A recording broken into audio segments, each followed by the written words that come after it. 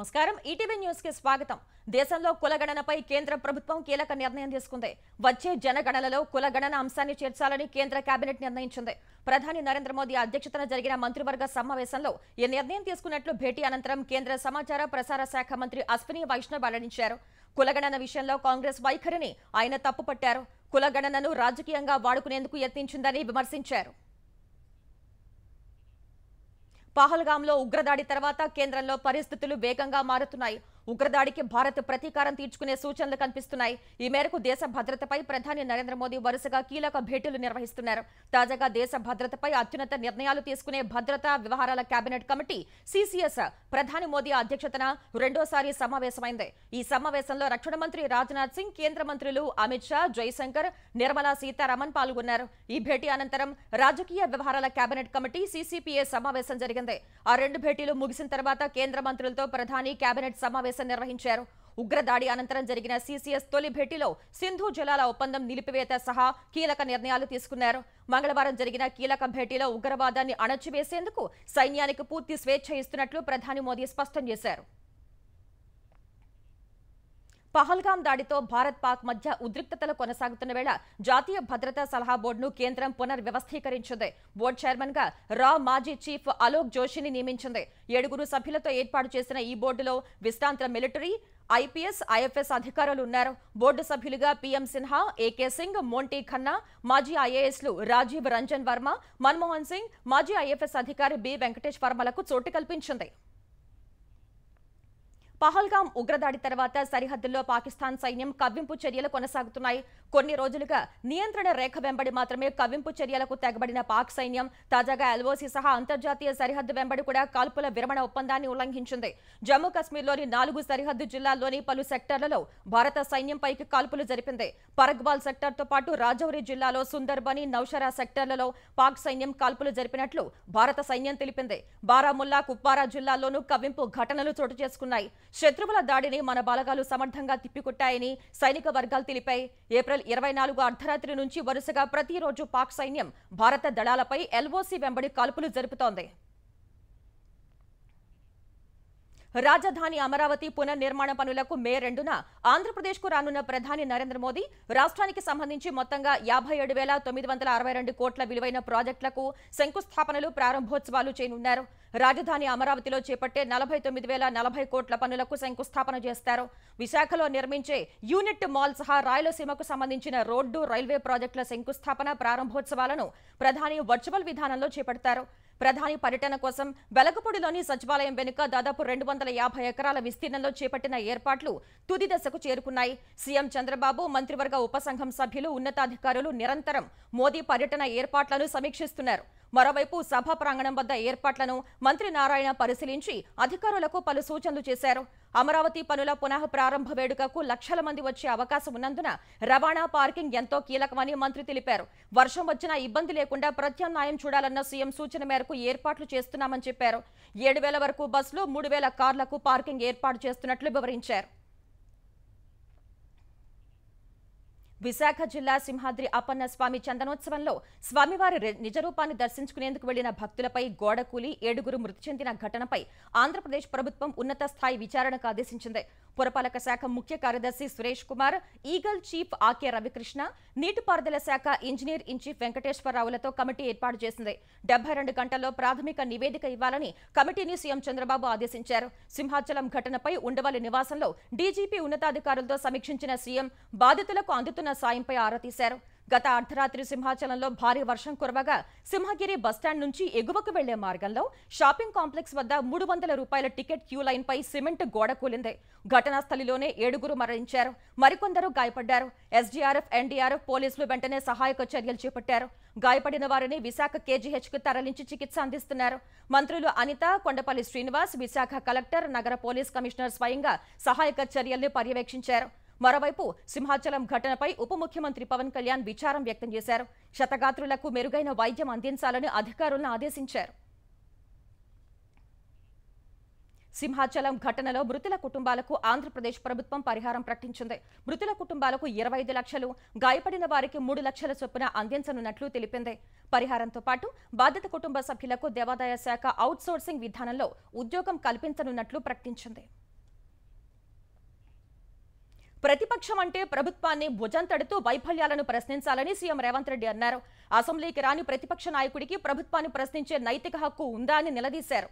హైదరాబాద్ రవీంద్ర భారతిలో బసవేశ్వర జయంతి వేడుకల్లో పాల్గొన్న సీఎం సమాజంలో అనేక మార్పులకు బసవన్న పునాది వేశారని కొనియాడారు. ప్రజాస్వామ్యంలో ప్రభుత్వంతో పాటు ప్రతిపక్షం బలంగా ఉండాలని అన్నారు. బీఆర్ఎస్ రజతోత్సవ సభకు ప్రభుత్వం సంపూర్ణంగా సహకరించిందని తెలిపారు. కానీ సభలో మాట్లాడిన ప్రతిపక్ష నేతకు ప్రభుత్వం తీసుకుంటున్న నిర్ణయాల్లో ఎక్కడా మంచి కనపడలేదని చెప్పారు. అసెంబ్లీకి రాను పిల్లల్ని పంపామని చెబుతున్నారని, పిల్లల్ని సభకు పంపితే మీరెందుకు ప్రతిపక్ష నాయకుడిగా ఉన్నారని రేవంత్ రెడ్డి నిలదీశారు. ప్రతిపక్ష హోదా ఇచ్చిన ప్రజల వద్దకు ఎందుకు వెళ్లటం లేదని నిలదీశారు. అధికారం ఉంటే చలాయిస్తాం, లేకపోతే ఫామ్ హౌస్ లోనే ఉంటామంటే ఎలా అని ప్రశ్నించారు. తెలంగాణ ఆగమైంది, కాంగ్రెస్ విలన్ అని ఆరోపిస్తున్నారని, మరో 10 ఏళ్లు దోచుకోవడం ఆగినందుకు తెలంగాణ ఆగమైందా అని వ్యాఖ్యానించారు.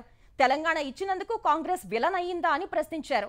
కాళేశ్వరం, రైతు రుణమాఫీ, ఎస్సీ వర్గీకరణ, కులగణన, రైతు బంధుపై చర్చిద్దామా అని రేవంత్ రెడ్డి సవాల్ చేశారు. తెలంగాణ 10వ తరగతి ఫలితాల్లో మరోసారి బాలికలు పైచేయి సాధించారు. బాలురు 91.32% ఉత్తీర్ణత పొందగా బాలికలు 94.26% సాధించారు. హైదరాబాద్ రవీంద్ర భారతిలో CM Revanth Reddy, deputy CM Bhatti Vikramarka ఫలితాలను విడుదల చేశారు. ఈ ఏడాది ఫలితాల్లో 92.78% ఉత్తీర్ణత నమోదైంది. గత ఏడాది కంటే 1.47% ఎక్కువ ఉత్తీర్ణత నమోదు కాగా ఈ ఏడాది సబ్జెక్టుల వారీగా మార్కులు, గ్రేడ్లను ఎస్ఎస్సీ బోర్డు వెల్లడించింది. 4629 పాఠశాలల్లో 100% ఉత్తీర్ణత నమోదైంది. ప్రైవేట్ స్కూళ్లలో 94.21% ఉత్తీర్ణత రాగా 98.79%తో గురుకులాలు మెరుగైన ప్రదర్శన కనబరిచాయి. ఒక విద్యార్థి కూడా ఉత్తీర్ణత కాని పాఠశాలలు 2 ఉన్నాయి. మహబూబాద్ జిల్లా 99.29%తో అగ్రస్థానంలో నిలువగా వికారాబాద్ జిల్లాలో 73.97% ఉత్తీర్ణత నమోదైంది. జూన్ 3 నుంచి 13 వరకు అడ్వాన్స్డ్ సప్లిమెంటరీ పరీక్షలు నిర్వహించనున్నట్లు ఎస్ఎస్సీ బోర్డు వెల్లడించింది. ఫీజు చెల్లింపునకు మే 16 వరకు గడువు ఇచ్చింది. రీకౌంటింగ్, రీవెరిఫికేషన్ కు మే 15 వరకు అవకాశం ఇచ్చారు. సబ్జెక్టుకు 500 రూపాయలు చెల్లించి రీకౌంటింగ్, 1000 రూపాయలు చెల్లించి రీవెరిఫికేషన్ కు దరఖాస్తు చేసుకోవచ్చని అధికారులు సూచించారు. తెలంగాణలో ధాన్యం కొనుగోలు చేసిన వెంటనే రైతుల బ్యాంకు ఖాతాల్లో నగదు జమ చేయాలని పౌర సరఫరాల శాఖ మంత్రి ఉత్తమ్ కుమార్ రెడ్డి అధికారులను ఆదేశించారు. రైతుల నుంచి సేకరిస్తున్న సన్న ధాన్యం క్వింటాకు 500 చొప్పున బోనస్ కూడా తక్షణమే చెల్లించాలన్నారు. ఎర్రమంజిల్లోని పౌర సరఫరాల భవన్ నుంచి యాసంగి ధాన్యం కొనుగోళ్లపై కలెక్టర్లతో మంత్రి వీడియో కాన్ఫరెన్స్ నిర్వహించారు. ఈ యాసంగి సీజన్లో 54.89 లక్షల ఎకరాల్లో వరి పంట సాగైన దృష్ట్యా 137.10 లక్షల మెట్రిక్ టన్నుల ధాన్యం దిగుబడి వస్తుందని పౌర సరఫరాల శాఖ అంచనా వేసింది. రైతుల ప్రయోజనాలు దృష్టిలో పెట్టుకుని 70.13 లక్షల మెట్రిక్ టన్నుల వరకు ప్రభుత్వం కొనుగోలు చేసేందుకు ప్రణాళికలు రూపొందించగా సరిపడా గన్ని బ్యాగులు అందుబాటులో పెట్టినట్లు అధికారులు తెలిపారు. ఇటీవల అకాల వర్షాలు, వడగండ్ల వానలు దృష్టిలో పెట్టుకుని ధాన్యం కొనుగోళ్లపై కలెక్టర్లకు మంత్రి మార్గనిర్దేశం చేశారు. క్షేత్రస్థాయిలో పర్యటిస్తూ ఎలాంటి అవాంతరాలు కలగకుండా చూడాలన్నారు. రానున్న 15-20 రోజులు ధాన్యం కొనుగోళ్లు ఉధృతంగా ఉంటాయని, అధికార యంత్రాంగం అప్రమత్తంగా ఉండాలని స్పష్టం చేశారు. గోదాములు అందుబాటులో లేని ప్రాంతాల్లో రైస్ మిల్లులకు ధాన్యం తరలించి తగిన జాగ్రత్తలు తీసుకోవాలని మంత్రి ఉత్తమ్ ఆదేశించారు. రంగారెడ్డి జిల్లా మహేశ్వరం మండలం నాగారంలోని 181, 182, 194, 195 సర్వే నెంబర్లలో ఉన్న భూములను నిషేధిత జాబితాలో పెట్టాలని ఏకసభ్య ధర్మాసనం ఇచ్చిన తీర్పులో జోక్యం చేసుకోలేమని సీజే ధర్మాసనం స్పష్టం చేసింది. అదే బెంచ్లో వెకెట్ పిటిషన్ దాఖలు చేసుకోవాలని సీనియర్ ఐపీఎస్లను ఆదేశించింది. సీనియర్ ఐఏఎస్లు, ఐపీఎస్లు కొనుగోలు చేసిన భూమి భూదాన్ బోర్డుకు సంబంధించిందని బీర్ల మహేష్ దాఖలు చేసిన పిటిషన్పై విచారణ చేపట్టిన జస్టిస్ సివి భాస్కర్ రెడ్డి సంబంధిత భూములను నిషేధిత జాబితాలో పెట్టాలంటూ ఈ నెల 24న మధ్యంతర ఉత్తర్వులు జారీ చేశారు. వాటి అమలును నిలిపివేయాలని కోరుతూ సీనియర్ ఐపీఎస్లు రవిగుప్తా, మహేష్ భగవత్, శిఖా గోయల్, సౌమ్య మిశ్రా, తరుణ్ జోషి, రాహుల్ హెగ్డే సహా మరికొందరు వేర్వేరుగా అప్పీల్ పిటిషన్లు దాఖలు చేశారు. ఏకసభ్య ధర్మాసనం ప్రతిపాదుల వాదనలు పరిగణనలోకి తీసుకోకుండా మధ్యంతర ఉత్తర్వులు జారీ చేసిందని పిటిషనర్లు హైకోర్టుకు తెలిపారు. సర్వే నెంబర్ 181, 182లో మాత్రమే భూదాన్ భూములు ఉన్నాయని, 194లో పట్టా భూమి ఉందని, ఆ భూముల్నే కొనుగోలు చేసినట్లు తెలిపారు. సింగిల్ బెంచ్ మధ్యంతర ఉత్తర్వులు మాత్రమే జారీ చేసిందన్న సీజే ధర్మాసనం వాటిలో జోక్యం చేసుకోలేమని తెలిపింది.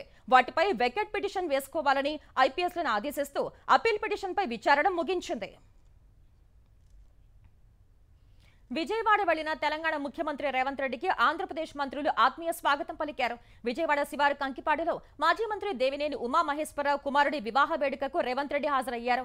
మొదట హెలికాప్టర్లో విజయవాడ చేరుకున్న రేవంత్ రెడ్డికి మంత్రులు పయ్యావుల కేశవ్, నిమ్మల రామానాయుడు, బీసీ జనార్దన్ రెడ్డి స్వాగతం పలికారు. తర్వాత రేవంత్ రెడ్డి, మంత్రి నారా లోకేష్ వివాహ వేడుకకు కలిసి వెళ్లారు. ఈ వేడుకకు ముఖ్యమంత్రి చంద్రబాబు సతీమణి నారా భువనేశ్వరి, తెలుగు రాష్ట్రాలకు చెందిన పలువురు రాజకీయ ప్రముఖులు, సుప్రీంకోర్టు మాజీ ప్రధాన న్యాయమూర్తి జస్టిస్ ఎన్వి రమణ, ఇతర ప్రముఖులు హాజరయ్యారు.